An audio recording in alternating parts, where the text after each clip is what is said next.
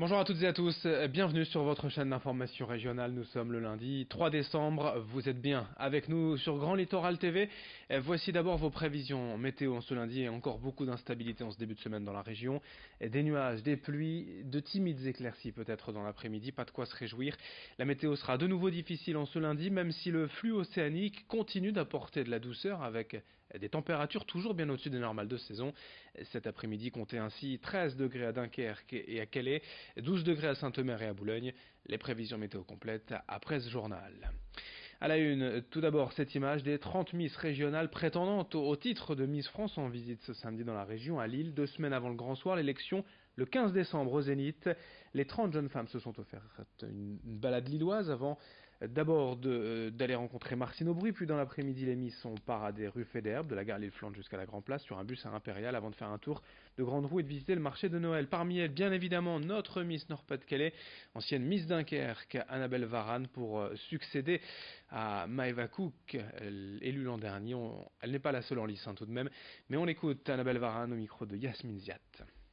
Ça me fait forcément très plaisir de revenir dans le Nord, en particulier à Lille, puisque c'est ma ville. C'est là où j'ai grandi, donc je me sens chez moi, tout va bien. C'est vrai que la région a brillé ces dernières années. Après, moi, je ne le prends pas comme une pression, je le prends plutôt comme une grande fierté.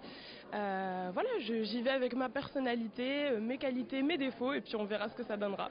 Moi, je suis pas quelqu'un de très stressé, donc vraiment, je prends les choses avec du recul. On a toutes les mêmes chances de remporter l'élection. Si j'étais Miss France, c'est vrai que j'aimerais beaucoup mettre en avant la cause de l'indépendance des femmes au travers d'une association lilloise dans laquelle je suis et qui voilà, va valoriser l'image de la femme, notamment celles qui sont en situation de précarité et qui me semble qui plus est être une belle cause, notamment cette année puisque nous fêtons le centenaire de l'armistice de la Première Guerre mondiale, période durant laquelle les femmes ont fait tourner tout un pays.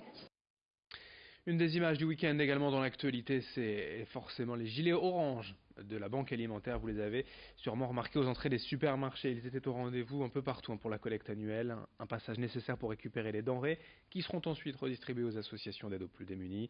Près de Dunkerque, ici à Fort-Mardy, plusieurs bénévoles se sont relayés tout le week-end pour récolter quelques 800 kilos de produits alimentaires. Partout en France, cette collecte avait lieu donc en marge de la mobilisation des Gilets jaunes, mis à part quelques difficultés épisodiques. Le week-end s'est bien déroulé pour les bénévoles de la banque alimentaire. Explication sur place au micro de Morgane Rélan avec Louis Caillé. Tout le monde. Des aînés qui viennent sur le marché, des parents, des enfants, parce que les enfants le vendredi après-midi, ils n'ont pas forcément les parents qui peuvent venir les voir au spectacle, donc les enfants ou leur papy, leur mamie, tout le monde. Des pâtes, du riz, de la purée, des gâteaux, du lait, tout ce qui est non périssable en fait.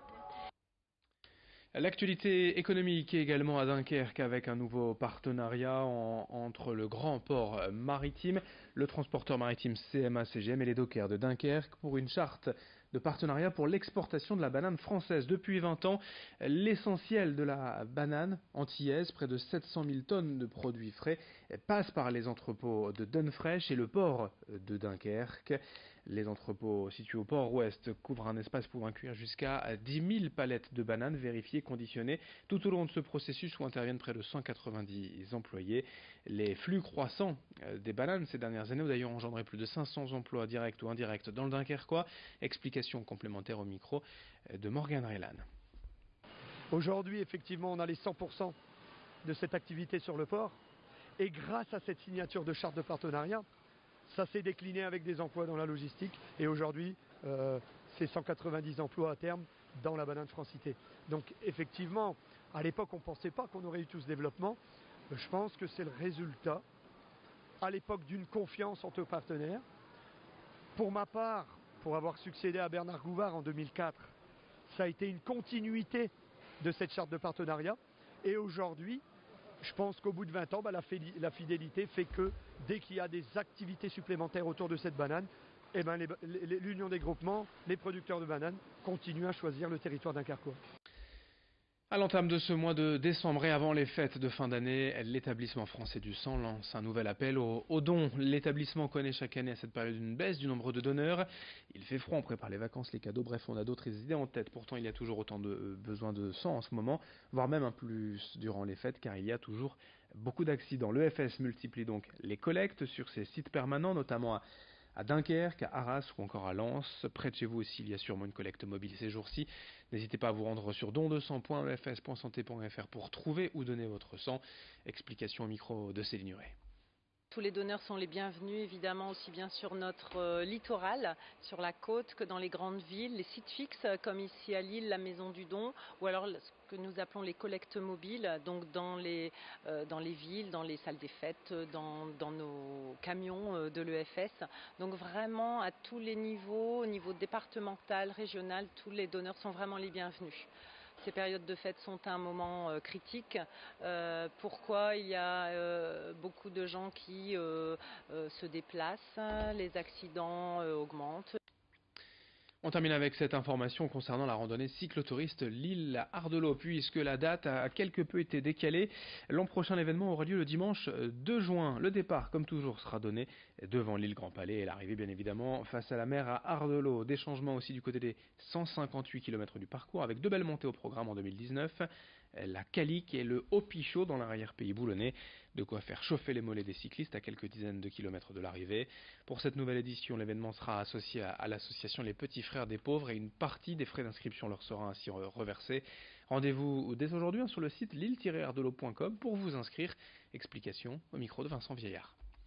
Chaque année, nous varions les plaisirs et que cette année, 2 grandes difficultés que nous retrouvons, que nous avions abandonné il y a 3 ans, c'est-à-dire la Calique et le célèbre Haut-Pichot, qui a fait un peu l'histoire de l'île Ardelot, la légende de l'île Ardelot. Les ingrédients de l'île Ardelot, ils sont simples. C'est moins de 160 km, c'est 1350 km de dénivelé, positif maximum, mais la région est tellement riche dans sa deuxième partie, en particulier dans le Boulonnais, que nous arrivons à avoir au moins 5 ou 6 parcours types. Et puis nous jouons chaque année avec toutes ces solutions.